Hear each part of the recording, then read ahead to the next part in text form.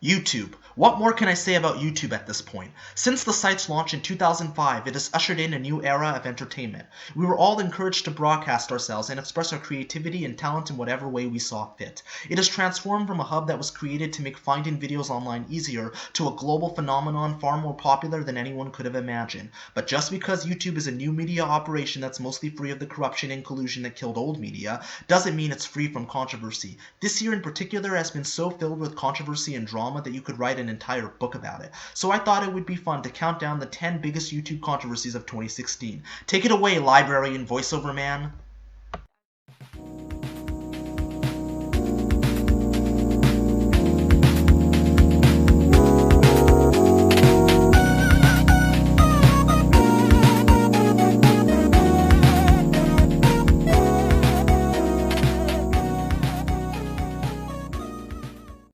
Number 10. You may know Nicole Arbour from her infamous Dear Fat People video, but what you may not know is that around the same time she was embroiled in another controversy. Rob Dyke, host of the YouTube show Seriously Strange and a friend of Matthew Santoro, went on the Todd Shapiro show claiming that Matt had been physically and emotionally abused by his ex-girlfriend, which just so happened to be Nicole Arbour. The whole ordeal started at a Canon event in Toronto in which Matt was talking to a business partner, which just so happened to be a woman. This flew Nicole into a jealous rage as she believed Matt was cheating on her. After this, Matt decided to end the relationship, but Nicole would not let him leave her apartment, and after some intense back and forth, Nicole punched him in the face. She then threatened to commit suicide in an effort to destroy Matt's career. The cops were called, but no charges were filed, as Matt feared it would destroy Nicole's career, if not end it altogether. It wasn't until January 2016 that Matt publicly confirmed that he was abused by Nicole, with a video titled My Abuse Story. She then fired back with a response titled Abuse Story, My Side of Things, in which she described Matt as a creepy stalker who was all over her and moved across the street from her in hopes of getting back together. Unfortunately for her, she was unable to garner much sympathy or support from the YouTube community.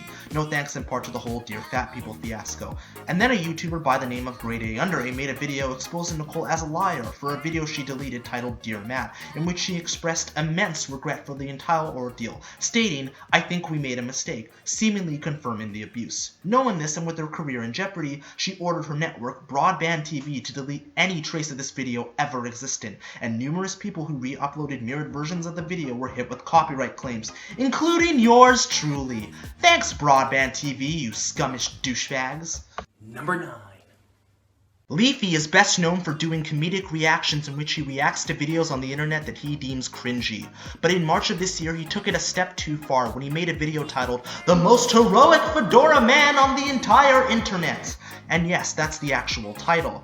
This was no different than any of Leafy's other videos. He made fun of how the person looked, talked, and dressed, but unfortunately for him, it was later revealed that Tommy NC 2010 was autistic, which resulted in him being reduced to tears after he received numerous death threats from Leafy's rabid fan base.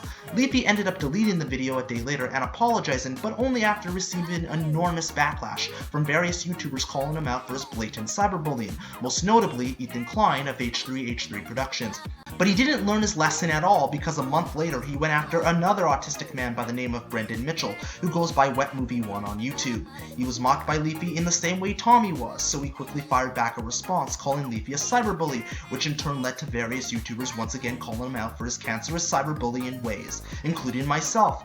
And then Leafy set the video to private after getting butthurt due to all the criticism he received. These two incidents in particular have called into question the validity and integrity of these comedic reaction channels, as one could argue they're no different from YouTube pranksters who go out of their way to harass people. But for now, Leafy gets a comfortable spot at number 9. Number 8. There's nothing wrong with doing sponsored promotions, nor is there anything wrong with owning an online gambling site, unless you go about it the way T. Martin and Pro Syndicate did. These two fine individuals were notorious for making numerous reaction videos in which they would bet their weapon skins in the popular online multiplayer game, Counter-Strike Global Offensive. Their preferred site of choice was CSGO Lotto, and in every one of these skin betting videos, they would have hilariously fake and over-the-top reactions where they would supposedly win thousands of dollars. Nobody thought anything of it, which is why they were able to lie and mislead their audience for so long, until this year of course. Well-known YouTube exposer Honor the Call looked into the situation and discovered something truly shocking. T. Martin and Pro Syndicate weren't doing sponsored promotions for CSGO Lotto, and they were more than just frequent visitors. They own the site lock, stock, and barrel. What's wrong with this, you may ask? Well, they never once disclosed that they own the site, which is a serious FTC violation, which, ironically, Pro Syndicate was guilty of in the past. The bad news got even worse when Ethan Klein of H3HD Productions picked up the story with a video titled Lies, Deception, and CSGO, which forced T. Martin to admit the truth. And while he tried to claim that his co-ownership of CSGO Lotto was never a secret,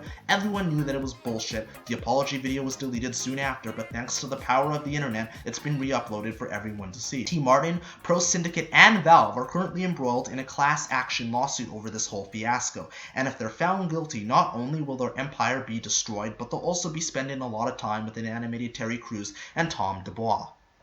Number 7.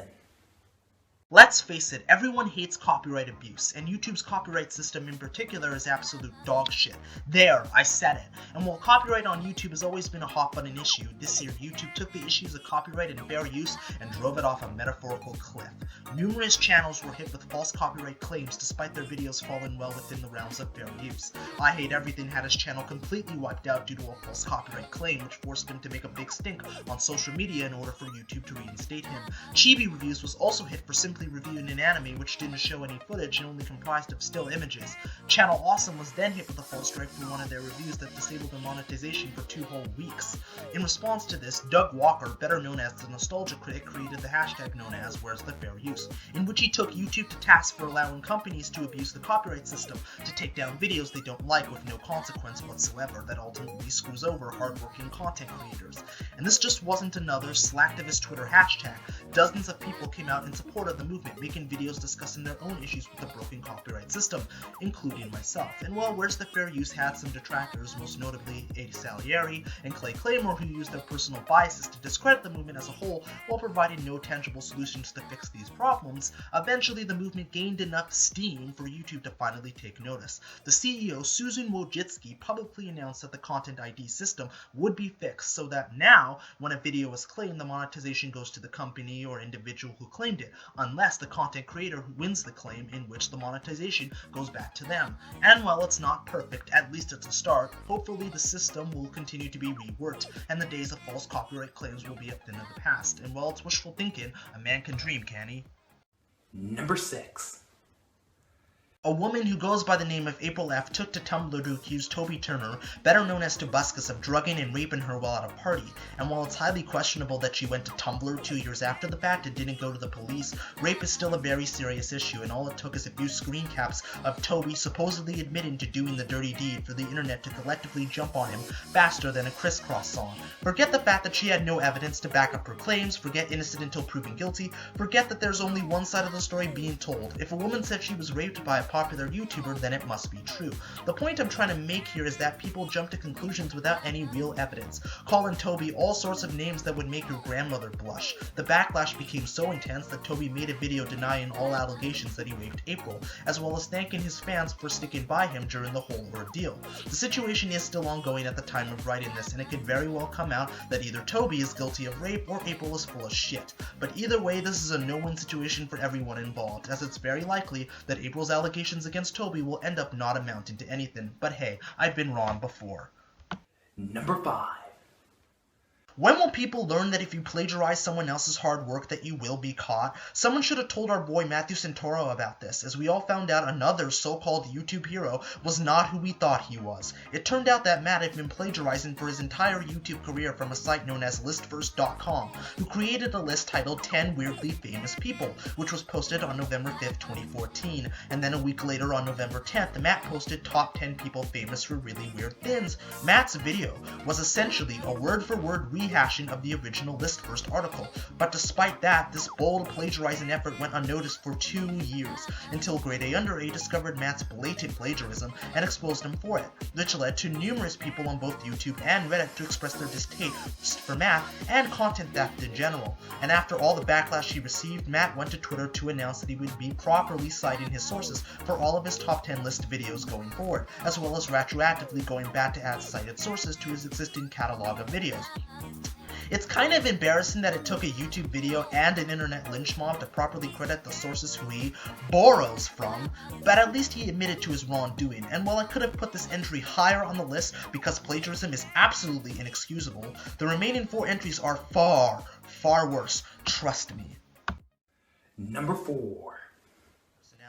If only he could have applied those same principles to himself. Shortly after his video titled "The YouTubers Complaining About Drama Rant" was released, Rebecca, better known as It's Becky Boop, exposed him for ironically not being able to take criticism after a loyal fan posted on his official subreddit that he felt Grade was becoming too much of a drama queen in the vein of a teenage girl and thought his 2 videos on YouTube drama were pointless and unnecessary. Needless to say, Grade went off in an insult tirade of epic proportions that would make even Donald Trump blush. He dismissed his criticism as crying, equated his opinion to ill-informed dog shit, and told him to fuck off. And when he asked Emily, the 16-year-old moderator of the subreddit, to remove the thread, she refused as she wanted users to be able to express their own opinion, and so in turn he called her a whore. It was also discovered that Grade was in bed with Kemstar. This is because he was able to secure a deal worth $50,000 that would have ensured Grade's parents being able to retire, and while he didn't take the deal, a lot of people called his integrity into question, as many people felt it was hypocritical to call out other YouTubers for being scummy and unethical, but not call out someone who is both of these things, just because of the green monster. Needless to say, Grade lost a lot of respect from the YouTube community, but hey, we're all losers anyway, so we should just fuck off, right Grade? Fuck off, loser! I don't care, none of my concern, man. Number 3. Minecraft is a popular sandbox game that has sold over 100 million copies across console, PC, and mobile platforms. It has evolved from a simple game about building things to a pop culture phenomenon. Minecraft Let's Plays are among the most popular gaming content on YouTube, with kid-friendly personalities like Stampy Lawnhead and Sky Does Minecraft dominating the space. But on the other side of the spectrum, it's allowed pedophiles to indulge in their disgusting desires due to the massive amounts of kids who play the game.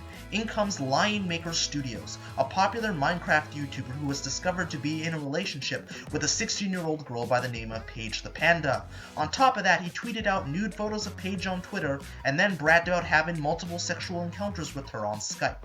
And while he tried to defend himself, stating that the allegations were false and that it was perfectly legal for a 27-year-old man to date a 16-year-old girl in Belgium, he just made himself look even worse. And that's not all. He asked a 12-year-old girl to send him nudes along with a 16-year-old boy, in which Lion Maker offered $500 for full frontal naked pictures. At the time of writing this, none of the victims have come forward to press charges, but it's safe to say Lion Maker's squeaky clean, kid-friendly reputation has been severely damaged by the predatory acts he's committed.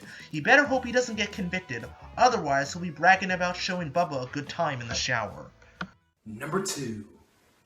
A list about YouTube controversies would not be complete without Kemstar. For a guy who hosts a show called Drama Alert, he often gets involved in a lot of drama himself. The amount of holes he's dug himself into are so numerous that it would be pretty hard to pick just one for this list, so I've decided to include Kemstar as an individual. From pointless Twitter beefs with Mundane Matt to Review Tech USA, to threatening him to expose It's Becky Booth then backing down like a coward, to accusing an old man of being a pedophile, to doxing, to revealing Pyrocynical's face without his consent, Kemstar is one big walking controversy, and recently his shady and unethical behavior has caught up with him, as several big YouTubers have made videos exposing him for the detestable human being that he is, including Grady Andre, Leafy is here, Pyrocynical, and iDubbbz TV.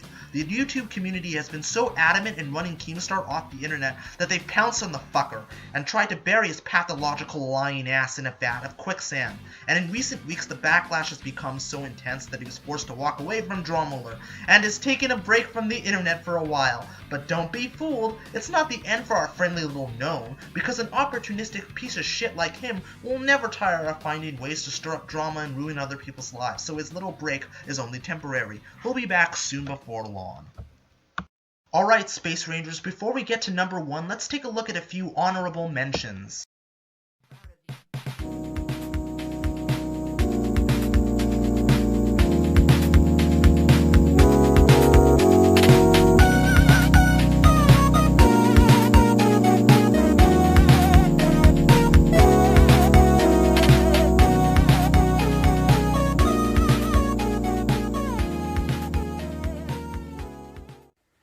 Number 1. Benny and Raffi Fine, better known as the Fine Brothers, became hugely popular for their React series in which they have kids, teens, adults, elders, and YouTubers react to various trends on the internet and in pop culture. The series became both hugely successful and hugely profitable, but one short-sighted, greedy business move threatened to destroy all they had built. On January 26, 2016, they announced the creation of a program known as reuploaded, in which they would allow other people to make their own versions of their already existing series for a free licensing deal, but the Fine Brothers would take 20% of the revenue and 30% of all brand deals, and they would provide all the tools and graphics to get prospective reuploaded members going. Pretty typical MCN stuff, and on paper, it's actually not a bad deal.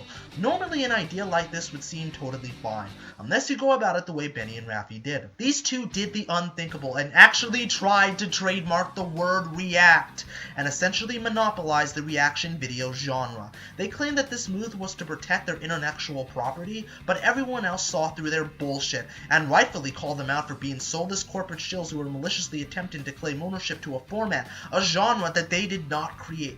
And so the YouTube community had finally had enough of the abuse of both copyright and fair use.